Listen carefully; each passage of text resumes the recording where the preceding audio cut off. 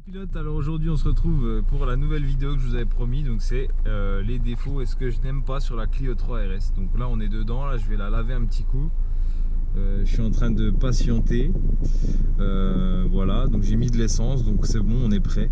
On va pouvoir aller critiquer gentiment.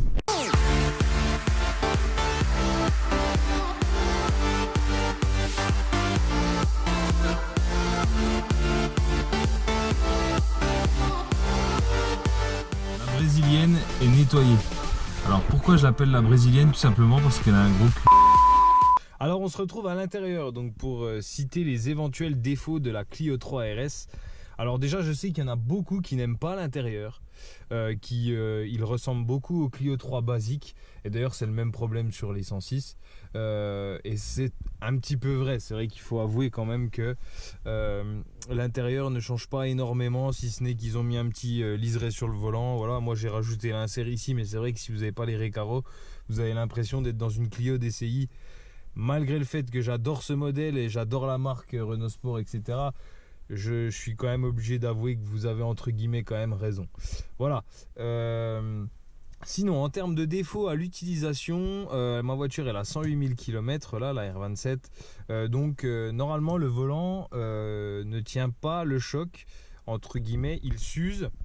Et moi, j'ai cette chance qu'il ne soit pas trop usé. Alors on voit ici, il y a quand même le premier revêtement qui s'en va, mais si vous voulez, il n'est pas tout arraché, il est quand même présentable, quoi. Voilà, pour une voiture de cet âge-là, elle est quand même de 2007. Je trouve que franchement, ça va. Ça reste quand même correct. Le pommeau, je l'ai changé. Parce qu'il était, il y avait plus de cuir en fait, hein. En dessous, c'est un plastique un peu jaunâtre, beige, dégueulasse. Et donc du coup, je l'ai changé. Donc là, il est quasi neuf. Donc heureusement, il est encore en bon état. Alors attendez, parce que du coup, je m'étais fait une petite feuille, comme un papy qui va faire ses courses. Regardez, en plus j'écris très très mal. Alors intérieur, j'avais noté volant et pommeau, donc là on vient déjà de le dire, fragile et qui pèle. Ah oui, bien sûr. Alors moi, la R27 elle est équipée des Recaro. Alors ces fameux Recaro que l'on voit ici, ces magnifiques Recaro que moi personnellement j'adore, avec mon support GoPro qui est posé comme une merde au fond du baquet. Ces Recaro, si vous voulez, ils sont très fragiles, très fragiles. Et du coup moi j'ai une assise et une housse d'avance chez moi, et qui d'ailleurs je vais changer celle conducteur parce qu'elle est un petit peu usée. Je vous montre pas parce que ça fait partie un petit peu, c'est un peu un film d'horreur, quoi. Clairement c'est horrible. Donc on va montrer le passager, vaut mieux, voilà. Mais c'est en prévision cet hiver, je démonte le siège conducteur et je change tout, donc je vous ferai une vidéo aussi de ça, donc de l'entretien, enfin du moins des changements des housses et assises, etc. d'un Recaro. Voilà. Ça c'est prévu, j'ai toutes les pièces, j'ai tout ce qu'il faut pour faire. Il me manque juste le temps et la motivation. Donc en commentaire, dites-moi, motive-toi, espèce de grosse feignasse, et peut-être que ça viendra plus vite que prévu. Voilà. Ouais, sinon c'est très plastique, hein. Regardez, même le frein à main, c'est un plastique. Ils auraient pu mettre quand même un peu de cuir ici, machin. Bon voilà. À l'intérieur, on va pas dire que c'est pas son point fort du tout, quoi. Clairement, voilà.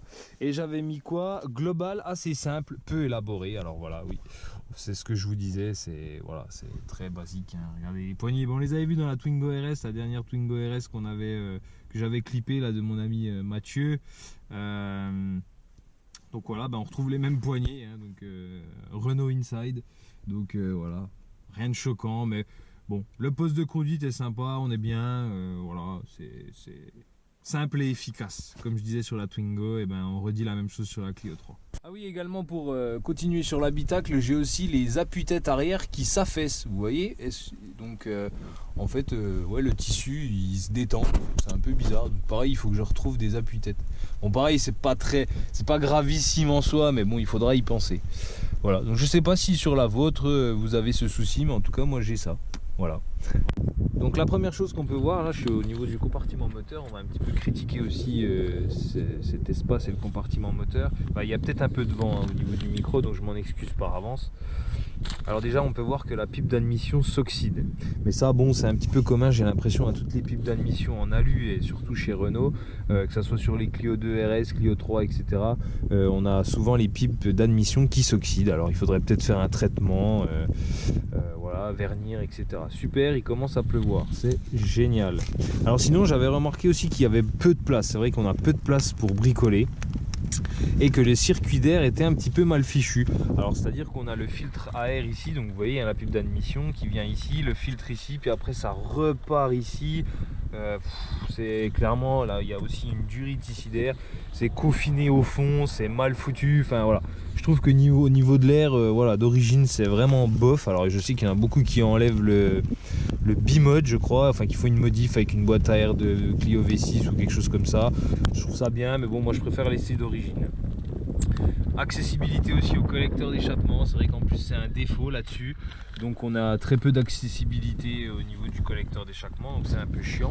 Et aussi le fameux petit capteur qu'il y a ici sur la pipe d'admission et qui bouge, qui a aucun maintien. Justement, j'ai acheté un usineur à l'étranger, alors je saurais plus vous dire où, qui prévoit une petite cale en alu par-dessus pour maintenir le capteur. Donc je vous ferai aussi une petite vidéo du montage de cette petite cale qui maintient le capteur, parce qu'après, à ce qui paraît, j'ai pu le voir quelques fois sur les pages Facebook, etc., que le capteur peut s'en aller. Donc vous imaginez un petit peu quand même le bordel que c'est, quoi.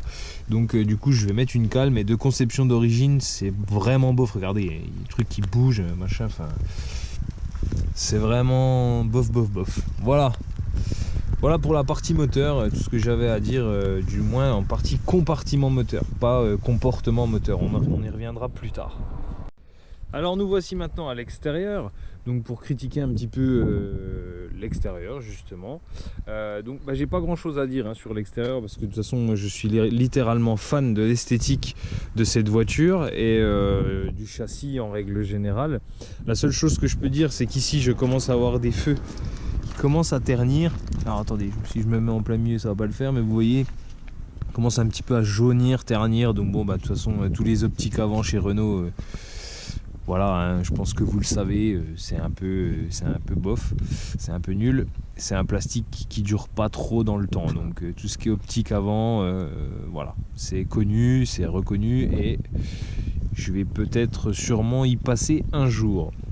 Voilà, sinon les plastiques qui ternissent, mais bon, ça, elle est vieille, elle est quand même de 2007, donc elle a quand même 12 ans, donc elle a quand même une bonne condition physique pour ses 12 ans. La même air, donc du coup ça va, je lui excuse ça. On a aussi les poignées ici. Alors les poignées elles sont peintes, mais faut les repeindre. Voilà, donc à force, c'est sûr, regardez, c'est tout noir ici, à force de mettre la main, etc., on use la peinture. Je pense que ça n'a pas été spécialement verni, donc à mon avis voilà, c'est à refaire. Donc je prévois aussi de les refaire, mais bon, c'est pas non plus d'une urgence vitale, donc du coup voilà, ça peut attendre. Autre défaut sur la R27, vous avez des autocollants qui sont très jolis, donc vous avez sur le toit, sur les portes, sur les pare-chocs. Alors par contre, ne les enlevez pas si vous comptez en remettre un jour, parce qu'ils coûtent une fortune. Voilà, chez Renault. Moi je vous avertis, je pense que vous le savez, mais voilà, je préférais quand même vous le dire. Aussi ce petit autocollant là qui, bon, il a 12 ans, c'est sûr, mais il commence un peu à accuser le temps. Voilà, donc il va falloir aussi peut-être que potentiellement je le change. Voilà. Non, sinon j'ai vraiment pas grand chose à dire sur le châssis, la carrosserie, l'aspect esthétique de la voiture, etc. Moi de toute façon j'adore, donc là-dessus il n'y a pas de discussion possible. Sinon niveau châssis et frein, donc niveau tenue de route, bien sûr, vous en doutez, je vais rien dire parce que vraiment il n'y a rien à dire, c'est top. La seule chose que je peux dire en termes routiers, en termes de comportement routier, c'est au niveau du moteur. C'est un moteur, le F4R sans le turbo, est un peu creux puisque la voiture est très lourde, comme je vous l'avais dit tout à l'heure. C'est une brésilienne, elle a un gros derrière et du coup il faut le traîner, ce gros derrière. Donc niveau moteur, c'est pas top, mais bon, moi je lui excuse parce qu'elle a un châssis, un freinage et tout le reste qui va bien. Donc là-dessus, j'ai pas de soucis particuliers. Autre chose aussi, parce que je viens d'y penser, beaucoup de gens aussi ont des soucis au niveau du pare-choc là. Apparemment ça chope du jeu ici, alors la fixation du pare-choc avant est pas top. Alors peut-être que moi d'ailleurs c'est pas top, mais je sais pas, je le vois pas trop, pour moi c'est pas trop mal. Mais apparemment il y a des jeux qui se créent au niveau entre l'aile et le pare-choc et ça fait pas très beau. Voilà. Et puis j'ai un petit souci aussi au niveau de ma lame ici là, qui se met, vous voyez, Ça s'ouvre un peu, donc elle est pas maintenue partout, mais bon, c'est des bricoles, hein. C'est vraiment des bricoles. Donc voilà, sur la Clio 3 RS, je pense que j'ai à peu près fait le tour, en ce qui me concerne en tout cas. Donc moi j'attends votre avis, si vous en avez une, si vous en voulez en acheter une, si vous aimez pas cette voiture, qu'est-ce que vous n'aimez pas sur cette voiture. Enfin voilà, on peut en discuter, il n'y a pas de souci, comme sur la vidéo de la 106. Voilà. Et je vous dis à très bientôt.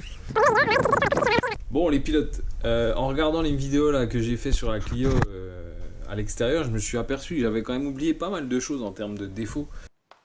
À la boulette. Donc du coup, ce qu'il ne faut pas oublier aussi, c'est la fragilité de la boîte de vitesse. Donc ça, c'est un vrai défaut aussi. La mienne, ça va, Inch'Allah, comme on dit, mais ça peut vite devenir cher et un casse-tête. L'entretien de la voiture aussi, parce qu'elle a un châssis. Moi, j'ai le châssis Cup, donc c'est un châssis qui est très efficace, mais par contre, les rotules, elles prennent très cher. Et du coup, elles se changent assez régulièrement et ça coûte un petit peu. Voilà. Donc il y a ça. La consommation aussi, bon la consommation c'est 9-10 litres, après c'est une voiture sportive donc faut pas non plus rêver hein. Mais voilà, j'avais oublié de vous préciser ça quand même, je trouvais que c'était quand même important de vous le dire. Et puis sur les phases 2, j'ai vu aussi beaucoup les coussinets de bas moteur de Villebrequin qui sont aussi à prendre en compte. Voilà les amis, donc je vous redis à bientôt, n'hésitez pas à vous abonner, vous êtes tous les bienvenus, même si vous n'aimez pas mes voitures, hein, vous êtes les bienvenus, on peut aussi présenter les vôtres avec grand plaisir, hein, des allemandes, des italiennes, tout ce que vous voulez. Moi j'aime toutes les voitures, donc il n'y a pas de souci à ce niveau-là, j'espère que la vidéo vous aura bien plu, et n'hésitez pas à commenter si vous voyez d'autres défauts par rapport à la Clio 3. Et puis je vous dis dans tous les cas à très vite sur Cars Daily 90. Allez, ciao.